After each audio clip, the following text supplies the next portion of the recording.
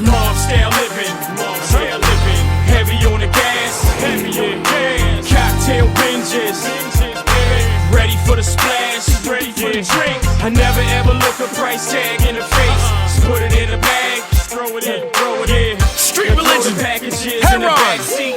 316. Park on the back street. Since the year change, see niggas is acting up. Talking big money when it's coins, they stacking up. We hit the dealer, cop toys, crash them up. These type of niggas hope the boys will snatch us up. Fast life, seatbelt fasten up. Hope to God we don't run into a dead end. Post up a hard, keep guns in my denim. They try to do me like John Lennon. New court cases, 2 of them pending. New sports cars with the souped up engine. My account told me Welcome shit. to another episode of Maximilian Must Know. In this one, I'm going to be counting down the top 10 designer fragrances that I purchased in 2014. The purpose of this video, of course, isn't to debate what is a niche or what is a designer fragrance. You know, it's a fine line, and I sort of make that determination myself, and I'm sure you could disagree or agree with some of my choices, but those are the choices I made. So we're going to take a look today at the top 10 designer fragrances I purchased in 2014, and I have 6 honorable mentions for you. Next week we are going to do the top 10 niche, and then the week after that the top 10 fragrances in my collection, and then finally the top 5 grooming products I purchased in 2014, and then we will be done with the best of list.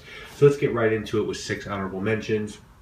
First one is from the Body Shop actually, and this is one that I reviewed.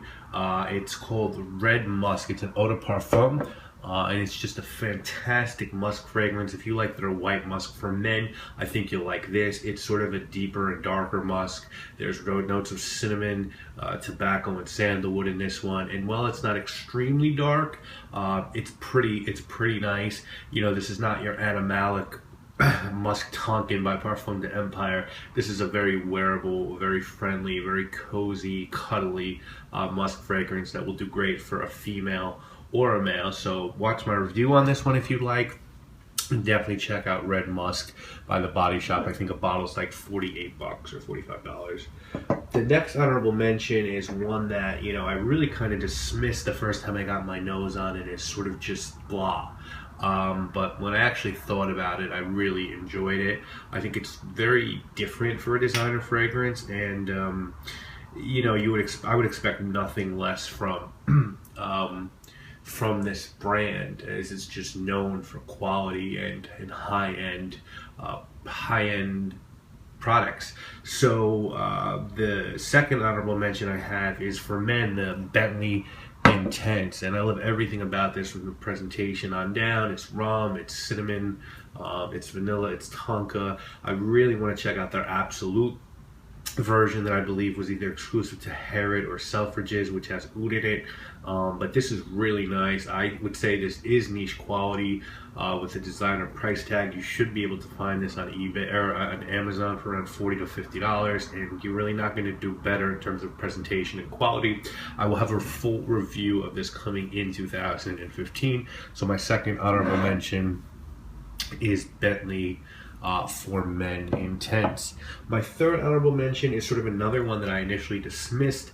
This one I sort of dismissed as a Dior knockoff.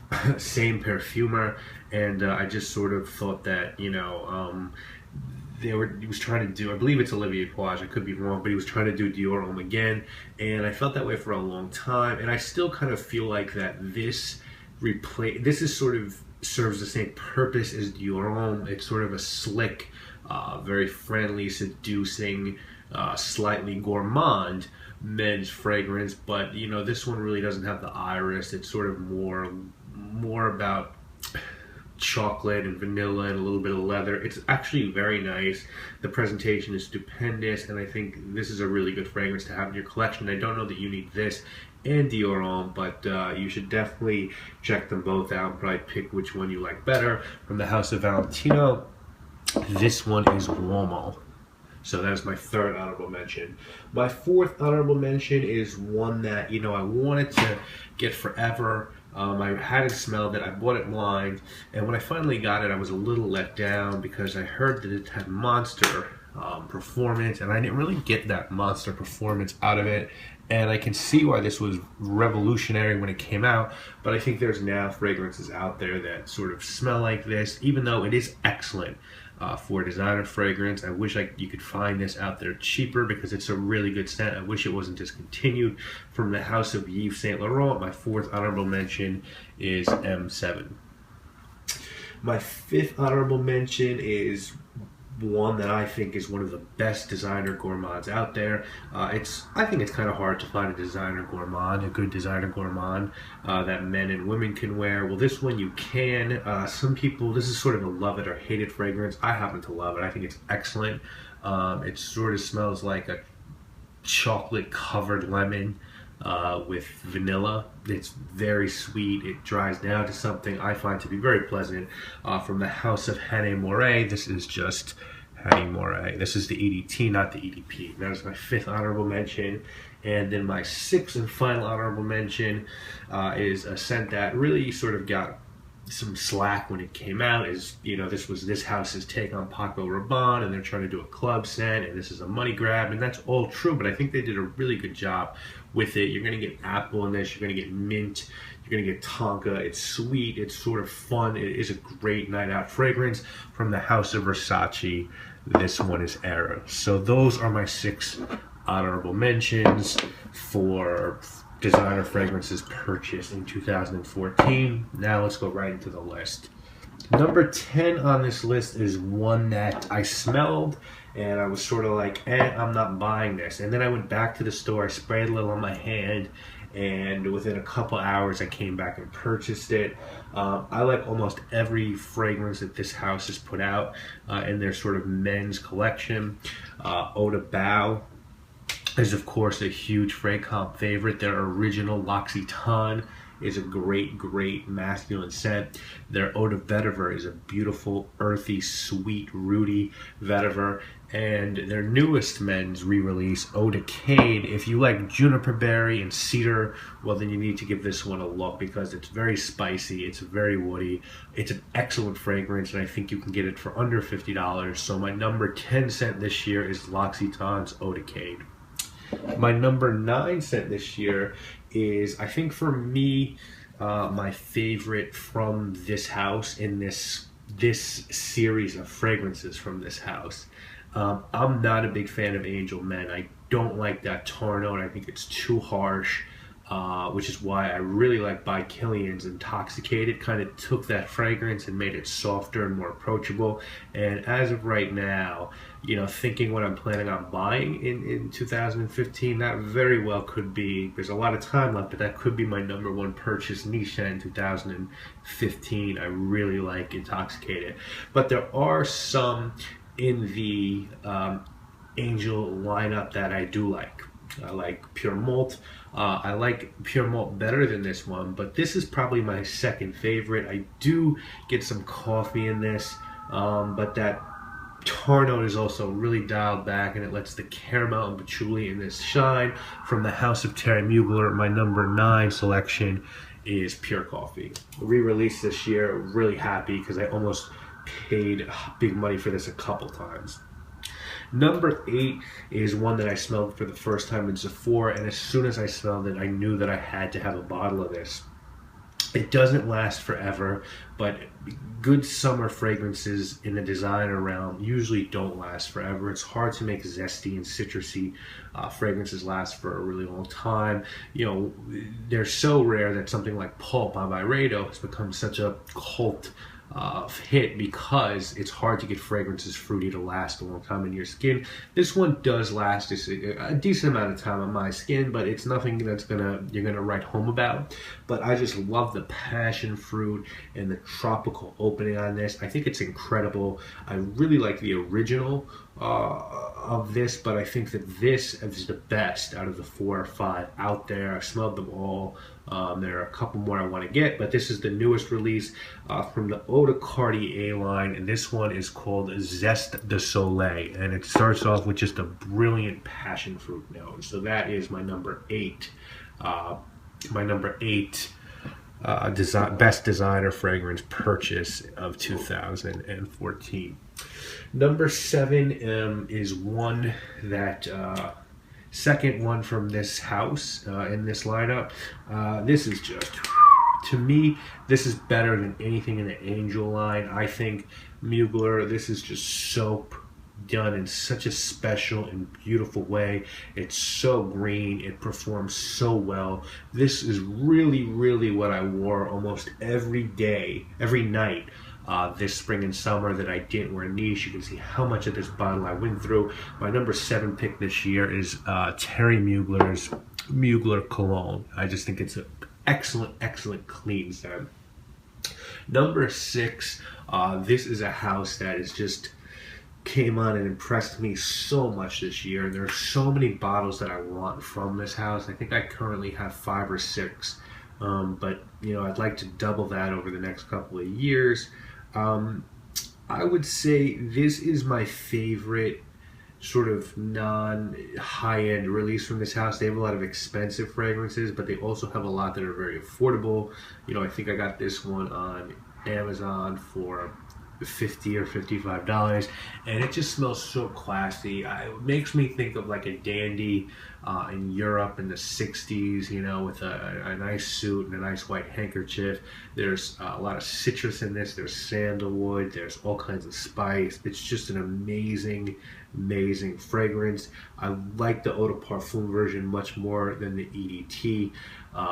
From the house of Guerlain, Hobbit Rouge EDP is my next pick, and that is number 6 in the countdown, the EDP, mind you. Number 5 is another one that I was sort of like, you know, I don't know about this one. I blind bought it, and man, was I blown away.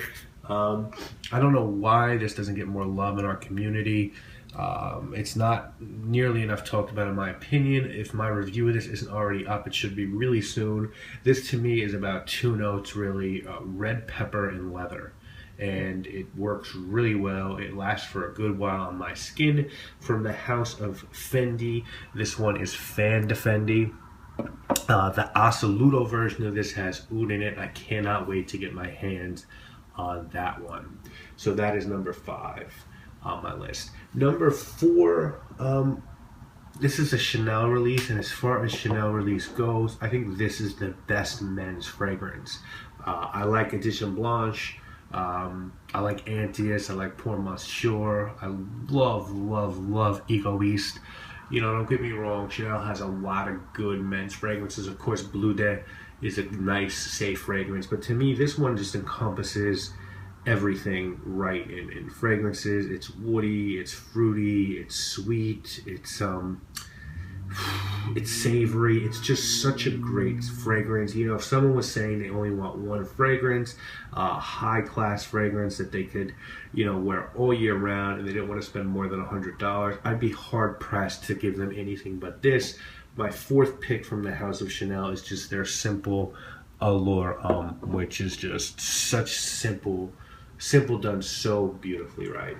Number 3 is one that I remember seeing this in the store and sort of being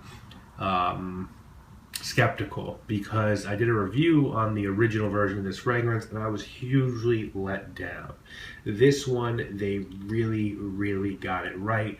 It does have a little bit of the DNA from the original, sort of a soapy lavender, but then there's labdanum and vanilla in this, and it's just so well done. And you would swear that the labdanum and vanilla are from a niche perfumer's inventory, because it's just such high quality and so beautiful. I think Prada really nailed it with this one. This one is Luna Rossa Extreme. That is my number 3 pick. Number 2 is a discontinued scent that I got from Adriana at Decan Shop. Wow, why they discontinued this, I have no idea. This is sort of a freshy fragrance with a caramel note in it. It is so beautiful. I like Spice Bomb, but if you like Spice Bomb, I think you're fucking with the wrong. If you like Spice Bomb more than this, I think you're fucking with the wrong Viktor and Rolf scent, because Antidote, in my mind, blows Spice Bomb out of the water, and I'm a big Spice Bomb fan, but Antidote is just from another planet in terms of quality. So my number 2 purchased designer fragrance in 2014 is Antidote. So that does bring us to number 1. I've said this a few times and I will continue to repeat it. I think the best release from Tom Ford, 2 best fragrances, 3, I'll do the 3 best fragrances he ever did. Tobacco Vanille, because there's nothing else out there. There was nothing else out there like it when he did it of that quality. Plum Japanois, because the quality on that one is absolutely superb as well. It really does smell like a plum at Christmas time. And then this one, which gets overlooked far too much by men. This is a floral chocolate fragrance that oozes class, sex, and sophistication. I easily would pay private blend money for this one. From the house of Tom Ford, this one is Black Orchid. I have smelled Velvet Orchid. I don't think it holds a candle to Black Orchid. I think Black Orchid is the gem in the Tom Ford lineup. I think it's better than 99% of the private blends. I just think it's exquisite. The chocolate and the dark florals work so well, and that is definitely a fragrance I wear when I'm trying to make an impression or I'm wearing really expensive clothing. So I hope you have enjoyed this countdown. We will be back next week with the top 10 niche purchases of 2014, and I'll see you guys again this weekend for a review. I'm Maximilian. Counting up bills like it was a new amendment. Street religion. Besides that, this try keep it cool. Big buckets of ice, VV on the jewels. And what's life without currency? A rap or a trap, motherfucker, till they bury me. Mom style living, heavy on the gas, cocktail binges.